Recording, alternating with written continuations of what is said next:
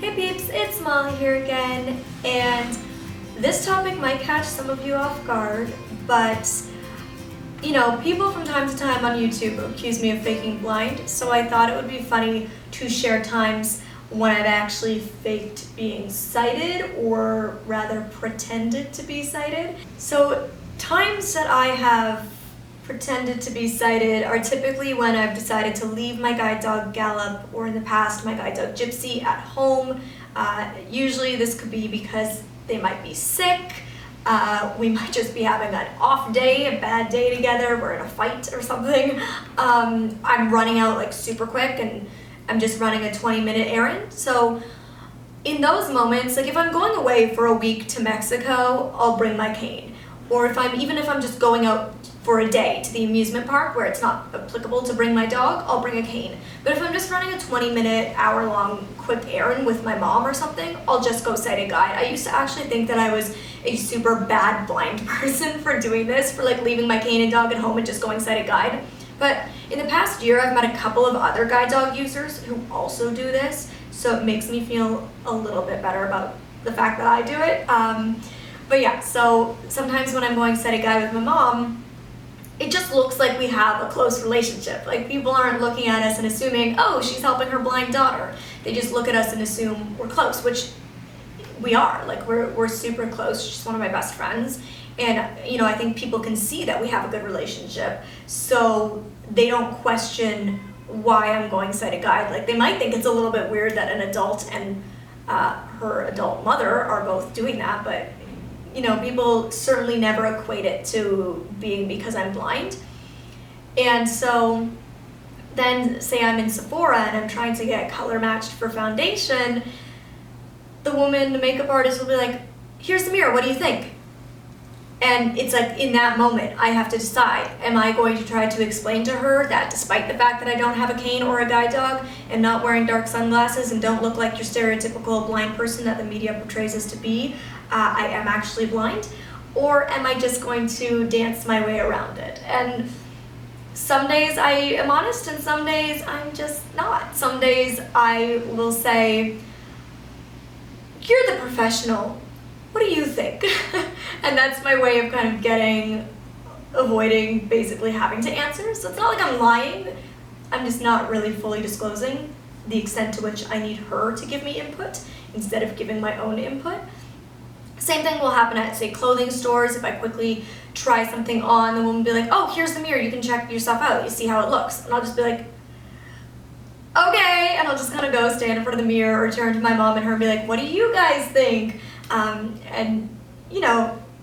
There's been other situations when I was younger, actually like the year after I lost most of my vision. So when I was 14, 15, I was taking vocal classes, and my guide dog Gypsy at the time, it's like she used to like to sing with me, so she would actually start to like howl and bark if I would sing. I don't know if she just thought I was a horrible singer or if she was trying to sing with me. I'm not sure. I choose to believe she was trying to sing with me because I don't like the thought of my dog thinking I'm a bad singer. But regardless of what the reason was, she would howl, so I would leave her at home, and I knew the studio layout well enough that I didn't have to use my cane, and I could walk around pretty easily because it was like a very small space.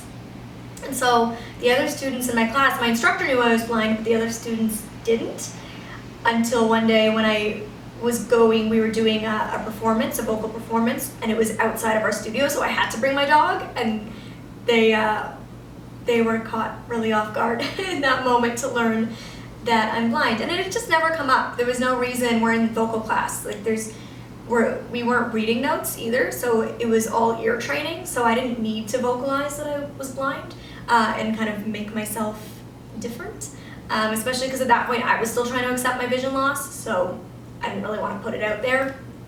And then the final situation that like absolutely backfired on me was about 4 years ago. My nail salon where I get mine done didn't have any appointments, and I really needed to get my nails done.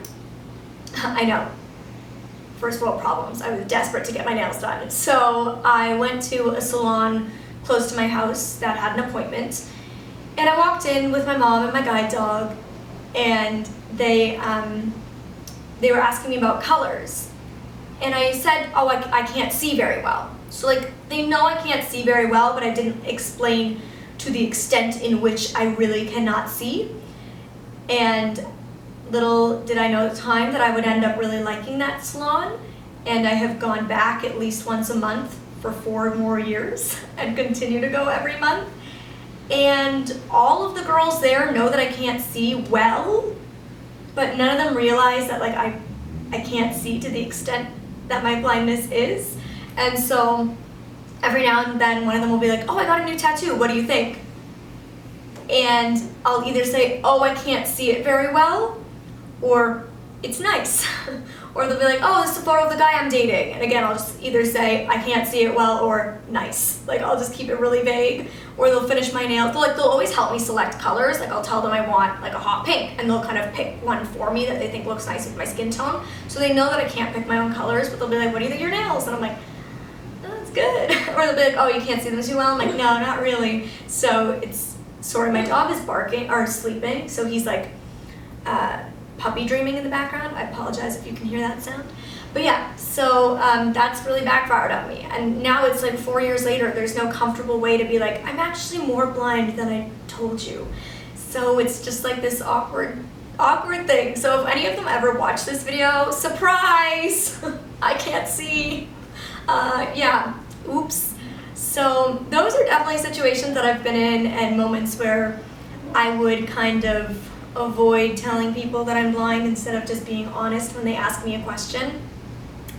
That requires me to explain my blindness as the answer.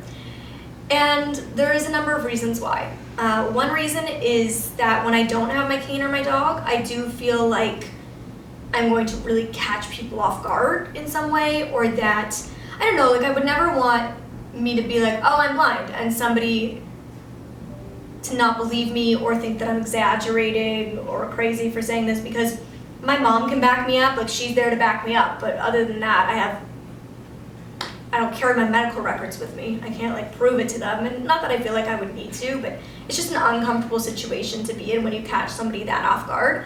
And typically in situations, because I have in some days I do just tell them, oh, I can't see the foundation color, I'm blind, can you tell me what it looks like?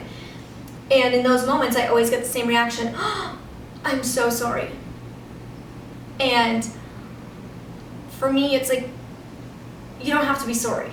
Like, you didn't make me blind, you didn't do anything, it's not your fault, no worries, it's cool. And I don't know, in those moments when somebody apologizes, it's just uncomfortable. Like sometimes, most days, 99% of the time, I'm totally cool to combat that and deal with that and tell them, oh, don't worry, blah, blah. But there's just days when I'm not in the mood to deal with that. And those are generally the days when I just don't say anything about being blind. Are those days when I'm sick or I'm tired, just exhausted, and just not in the mood to deal with it, not in the mood to talk about it. Because I talk about this for a living. I talk about my journey with blindness here on YouTube. I talk about it as a public speaker. I host 2 TV shows about disability and accessibility. And in my personal life, I'm constantly, talking to people about it, educating them about it. And don't get me wrong, I love it. Like, this is my passion in life. This is my purpose in life.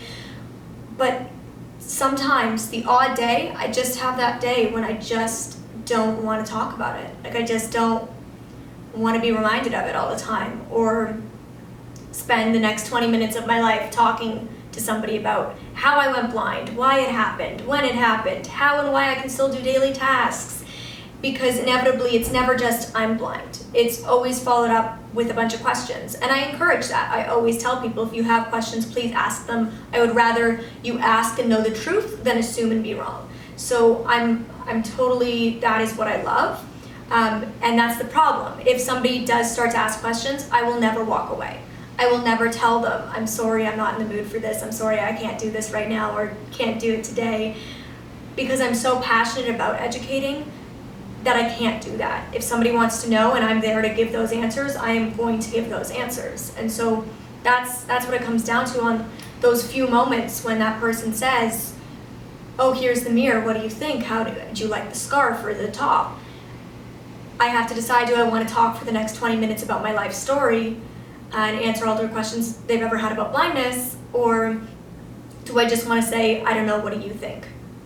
And like I said, 90% of the time, 99% of the time, I'm going to tell them I'm blind and I'm going to talk about it. But there are definitely those days when I just kind of pretend to be sighted and just get away with it. In the disability community, there's invisible disabilities and there's visible disabilities.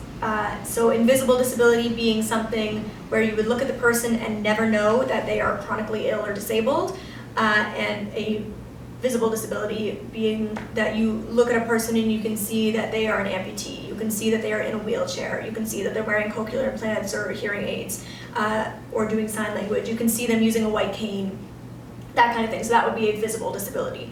And you know, a lot of people would say that I have a visible disability, and you would think so, given I do use a cane or a dog, but in a lot of ways, it feels like I have an invisible disability, and that can be difficult, because especially when I don't have my cane or dog and I'm just going sighted guide, people, because I don't fit the stereotypes of blindness given by the media, people don't realize that I am blind. And even when I have my cane and my dog, to be honest, people don't either know why I have it or don't realize why it's there.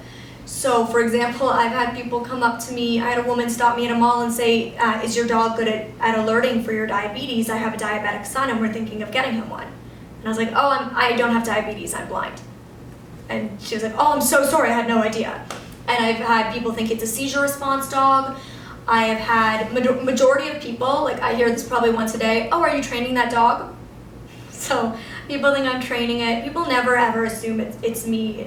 It's me who needs it. It's because I'm blind that I have this dog. And that can bring up some issues of not being able to necessarily get the help that I need when I need it, because unless somebody sees me not only with my dog or cane, but also receiving help in some way due to blindness, or doing something super like awkward blind girl moment kind of thing, then they'll clue in. But apart from that, typically people never ever know that I'm disabled or assume that I am disabled until I've actually verbalized it to them. So anyways, that's that. Those are moments when I have kind of avoided exposing my blindness to people in public. Again, I don't do this often. This is not a regular practice for me. It's nothing I premeditate or decide ahead of time. And it's not something I recommend because, as I mentioned, it backfires on occasion. But it is something I've done in just those moments when I'm tired or I'm sick and it's not the day. It's not the day to talk about it. But please know that I love educating people. I love talking about it. Please continue to ask me questions, and I will continue to make these videos and talk about my journey and talk about my experiences. If you also are blind, have you ever been in these kind of situations? I would love to hear your stories or perspective on this. Do you ever leave your dog and cane at home? Make me feel less alone. And if you have a disability, how do you feel about this? Visible versus invisible disability, and how it affects your life. I would love to hear and have some discussions in the comment section. Please subscribe if you enjoyed this, give it a thumbs up, and I'll see you in the next video.